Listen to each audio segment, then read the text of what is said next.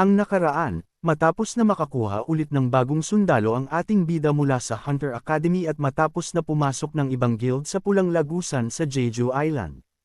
Kaya nang makapasok sila at tuluyan nilang makita ang makakalaban nila ay ganun na lang ang pagkagulat nila dito, at tila ang tanging quest nila ay ang talunin ang magiting na kabalyero ng Lionheart na si Govrick.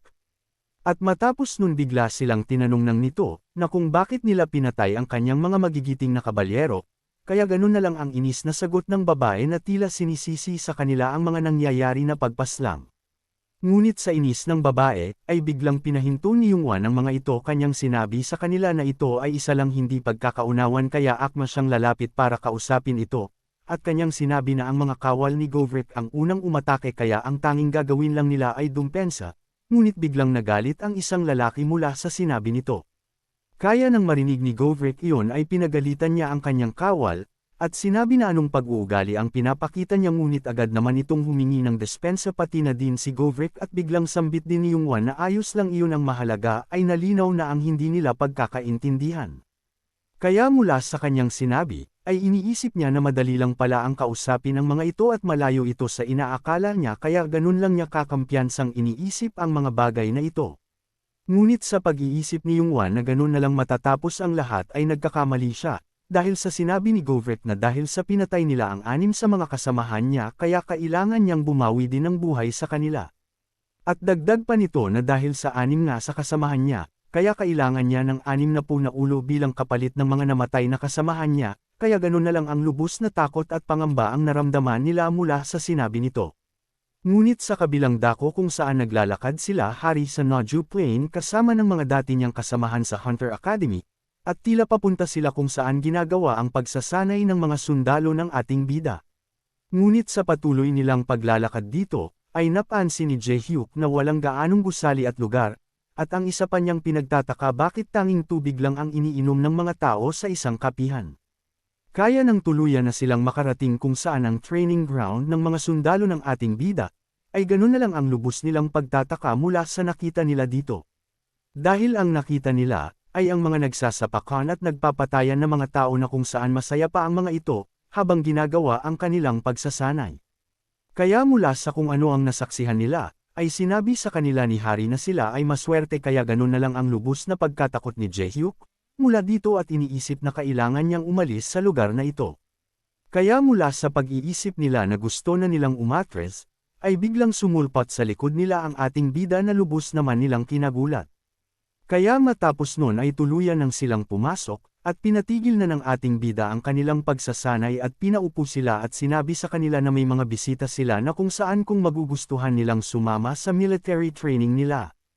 Kaya nang tuluyan na makaupo ang ating bida, ay agad na sinabi nito kay Hari na samahan niya ang mga estudyante na tumayo sa likod, dahil sa isa din siya na kailangan maghanda para maging isang magiting na kabalyero, kaya agad naman sinunod ni Hari. Kaya nang makarating sa likod si Hari ay agad niyang tinapik sa dibdib si Suho at kanyang sinabi na huwag siyang maging hangal sa ating bida, at sinabi pa niya na kaya niya ito sinasabi sa kanya dahil sa nag-aalala siya dito. Kaya matapos nun ay seryosong sinabi sa kanila ng ating bida, na ipakita nila ang kanilang mga estilo sa pakikipaglaban at ang kakayahan nila at dagdag pa niya na itaas nila ang kanilang espada at atakihin nila siya. At dagdag pa ng ating bida, na ang time limit lang nila ay ang huling taong bumagsak sa kanila at huwag silang mag-alala dahil sa may banal na kopa ang ating bida para sa kanilang pinsala, na lubos nilang kinatakot at kinakaba.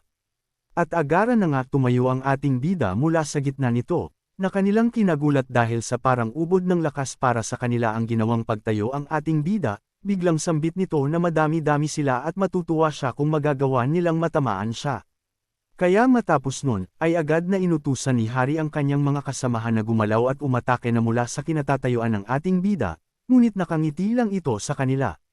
Ngunit bago pa man sila sumunod sa utos ni Hari, ay mabilisang gumalaw ang ating bida mula sa kanyang kinatatayuan at pumunta sa isa sa mga kasamahan nila at tila pang osor ng ating bida na makakaisa na siya habang pipitikin ito sa noo. Kaya tuluyan nga itong tinamaan at bumagsak sa lupa habang walang malay, at sinabi ng mga kasamahan niya na hindi man lang nila nakita ang buong pangyayari. At makalipas lang ng ilang minuto, ay napabagsak na ng ating bida ang iilan sa kanila at ang natira sa kanila ay lubos ang pagtataka mula sa ating bida. Kaya matapos ng kanilang pagbagsak, ay napaisip na lang sila at napasabi na walang pagdadalawang isip ang ating bida mula sa ginagawa niya. At ganun din si Hari habang nakahiga sa lupa, at kanyang sinabi na sobrang lakas talaga ng ating bida at iniisip niya na nasa isang quest siya na kinakalaban ng isang boss at iniisip ni Hari na wala man lang nakatama sa kanila. Kaya matapos nun ay agad silang pinaupo ng ating bida, para magpaliwanag sa kanilang patungkol pagkakaiba ng pagiging isang kabalyero. At ang unang grupo ay kailangan nilang mapalakas ang kanilang kakayahan, hanggang sa maabot nila ang pagiging isang kabalyero. Kaya mula sa sinabi ng ating bida, ay nagtanong ang isang babae na kung hindi ba niya nakuha ang ganun katayuan bilang isang kabalyero at biglang sagot ng ating bida na ang kanyang mga kabalyero ay may 5 level. Ang una ang kabalyero na kung saan natasan na mamuno sa isang grupo, at ang pangalawa ang kabalyero pinatunatunay ang sarili na dapat din siyang mamuno at pangatlo ang kabalyerong nagbibigay ng utos sa mga kapwa niya kabalyero. At ang sunod na sinabi ng ating bida ang misyon na kabalyero, na kung saan nautusan ng Diyos na maglakbay para sa quest ng Diyos at iwan ang lahat ng meron siya para sundin ang utos ng Diyos. Kaya mula sa sinabi ng ating bida, ay may muling nagtanong na kung banal na kabalyero na ba ang pinakamataas na level nito, at sagot ng ating bida na kailangan niyang ipaliwanag sa kanila ang bagay na ito. At sagot ng ating bida na ang bagay na ito, ay binibigay sa isang tao na napagtagumpayan ang kanyang misyon na binigay sa kanya ng Diyos at maging isang hari, at pahirit na sagot ng ating bida na kung gusto ba niya subukan ang lakas ng isang hari. Ngunit pangiting sagot ng ating bida, na kahit sino ay pwede siyang subukan at lalo na ngayon na ang kapangyarihan niya ay tuluyan ng nanghihina. Ngunit di pa daw natatapos ay biglang may nagtanong pa sa kanya na kung gaano ba kalakas ang isang banal na kabalyero, kaya napaisip na lang ang ating bida. Kaya sa pag-iisip ng ating bida sa sagot niya, ay makikita natin sa kabilang dako ang pagtutuos ng kabalyero na si Govrick at ang mga guildmaster na kung saan ay napabagsak sila. At ating abangan sa susunod na kabanata, kung ano ang mangyayari sa mga guildmaster at members kung ano ang mangyayari sa kanilang pakikipaglaban. Ang nakaraan, matapos na makarating ng Hunter Academy sa training ground ng ating bida, at maturuan sila at mapaliwanagan patungkol sa mga kabalyero. Kaya matapos na mapabagsak sila ng kabalyerong si Govrick, ay ganun na lang ang pagkagulat ng babae na kapatid ng Guildmaster ng Golden Lion, dahil sa alam niya na nasa gitna siya ng isang laban at mamamatay na siya. Kaya mula sa kanyang higaan na dayami, ay ganun na lang ang pag-iisip niya na bakit wala siyang maalala mula sa nangyari sa kanya. Kaya mula sa kanyang pag-iisip, ay biglang pumasok ang isang babae at sinabi na kung sino siya na agad naman nagpakilala at sinabi niya siya si Hildar at kanyang sinabi sa kanya na dinepensahan niya sila mula sa hari ng Dam at sa mga marahas nitong mga tauhan. Ngunit sa gitna ng kanilang pag-uusap, ay biglang pumasok ang kanyang kapatid na lalaki na kung saan binati siya na nabuhay pa, at sinabi pa na nagawa pa nilang makatakas mula sa kabalyerong si Govrick. Ngunit pagrereklamong sagot ng kanyang kapatid na ang kanyang alaala ay nawala. At biglang tanong sa kanya ng kanyang kuya, na kung ano lang ang naaalala niya at kanyang sinabi na ang naaalala lang niya na napuno sila ng usok at ang iba sa kanila ay tumatakas. Kaya ganon na lang ang lubos na pagtataka ng kapatid niya, mula sa kanyang sinabi na hindi niya maalala ang buong pangyayari at biglang sambit niya na naiintindihan din naman niya kung ba't hindi niya maalala, dahil habang tumatakas sila ay nabagsakan siya ng sandata na hammer. At dagdag pa ng kuya niya na dapat maging masaya pa nga siya, dahil sa nasa bingit na siya ng kamatayan ng 2 araw siyang walang malay, kaya ganun na lang ang lubos niyang pagkagulat mula sa sinabi sa kanya na 2 araw na siyang walang malay. Ngunit sa gitna ng kanyang pagkagulat at tila nadagdagan pa, dahil sa may nakita siya sa kanyang likuran na kung saan ay may nakatato sa kanya, ngunit bigla ding sinabi sa kanya nito ang nakalagay sa likod niya ay isang recovery spell at isa ito sa kanilang natatanging katangian sa kanilang tribo. At matapos nun ay agad din siyang tinanong kung kaya na ba niyang tumayo, dahil sa mayroon silang kailangang pag-usapan ng lahat ng nakaligtas sa kanila. Kaya makalipas lang ng ilang oras, ay nagsimula ng ang kanilang pagtitipon patungkol sa kung paano nila matatalo ang halimaw na kabalyero na si Govrick at ang nasa gitna nila ay ang pinuno ng tribo na si Beldi. Kaya ganon na lang ang kanilang seryosong pakikinig, dahil ang halimaw na kabalyero ay masyadong malakas para sa kanila at tinapos ang iilan sa kanilang kasamahan na walang pag-aalinlangan, na naging dahilan para lisanin nila ang kanilang lugar at magtayo muli ng bago. At dagdag pa niya na kaya humingi na sila ng tulong sa kanilang Diyos, At pag-iisip nila ang mga guildmaster na ito ang sagot sa kanilang pagtawag sa Diyos para tulungan sila. Kaya ganon na lang ang pag-iisip ni Jeongchol mula sa kanilang kalaban na ubod ito ng lakas, kaya ganon na lang ang pagsang-ayon ni Yuri mula sa sinabi niya dahil sa tatlo na silang S-class at mahigit na 150 na sila pero natalo pa din sila. Kaya biglang sambit ni Hildir na si Jevrek, ay merong kalasag na kung saan kayang-kaya kahit ang isang malaking kalabaw at kaya niyang pagalingin ang kanyang sarili at ang kanyang mga tauhan ay nakakakuha ng kagaya ng sa kanya hanggat buhay ito. Kaya ganon na lang ang pag-iisip ni Yena mula sa sinabi nito, na kailangan din nila na magkaroon ng isang kalasag na kagaya ng sa kanilang kalaban at kayang ibaluwala ang depensa nito, kaya agad na sinabi ni Hildir na ang kanilang tribo ay gumagawa ng parehas na epekto ng sa kanilang kalaban. At matapos niyang sabihin iyon, ay agaran na nga silang nagkaroon nito, kaya ganun na lang ang tuwa ni Yungwang mula dito na nasa isip niya na kaya na nilang makipagsabayan sa halimaw. Kaya biglang sinabi sa kanila ng namumuno sa kanilang tribo na si Beldi, iligtas nila sila at kung kailangan nila ng tulong ay gagawin nila ito sa abot ng kanilang makakaya. Ngunit sa kabilang dako, matapos na masanay ng ating bida ang mga estudyante ng Hunter Academy ay tumungo sila sa Jeju Island sa isang farm ng mga kabayo na kung saan ay magsasanay din sila. Kaya ganon na lang ang pagkatuwa ni Jaehyuk, dahil sa unang beses pa lang niya na makakita ng isang kabayo sa buong buhay niya.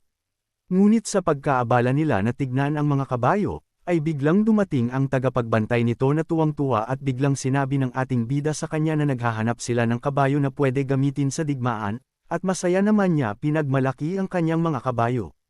Kaya matapos nun ay tinawag sila ang ating bida at sinabi, na bilang isang kabalyero ang pagkakaroon ng kabayo ay mahalaga pero mahirap ito dahil sa kailangan nilang gumalaw ng iisa, kaya pautos na sinabi sa kanila ng ating bida na maghanap sila ng kabayo na gusto nila at subukan nilang kumonekta at sakyan nila. Kaya agaran ding sila na sumunod at tumakbo na parang mga bata na bihira lang makalabas sa kanilang bahay at maglaro.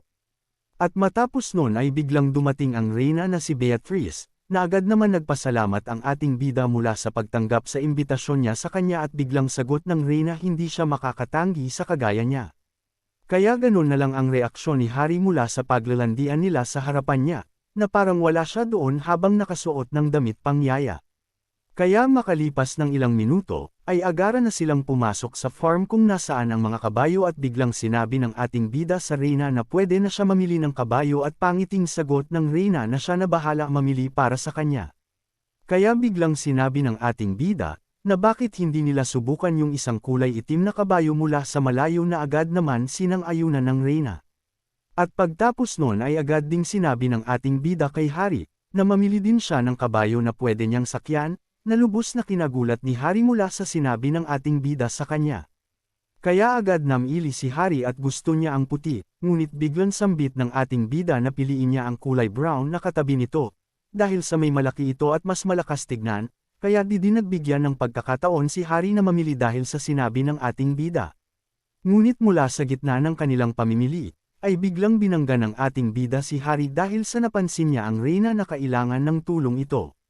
Kaya ganun na lang ang lungkot at pagseselos na naramdaman ni Hari, mula sa ginawa ng ating bida at nakikita niya na binabaliwala siya nito.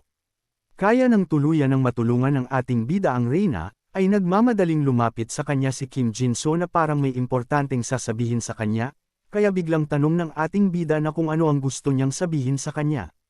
At agad ngang sinabi ni Kim Jin-so na may importanteng tawag mula sa kanilang presidente, kaya agad nga itong sinagot at sinabi ng presidente na kamusta siya. Kaya agad na sinabi ng president sa ating bida na mula sa kanilang kasalukuyang lugar ay may lagusan na kung saan ay nakabukas. Kaya biglang sagot ng ating bida sa kanya na ang tulungan siya ngayon ay hindi niya responsibilidad at dagdag pa niya na hindi siya pumunta sa Jeju para linisin ang kalat niya. Kaya biglang sambit ng presidente, hindi siya basta-basta tatawag kung hindi siya magiging interesado sa ibabalita niya sa kanya.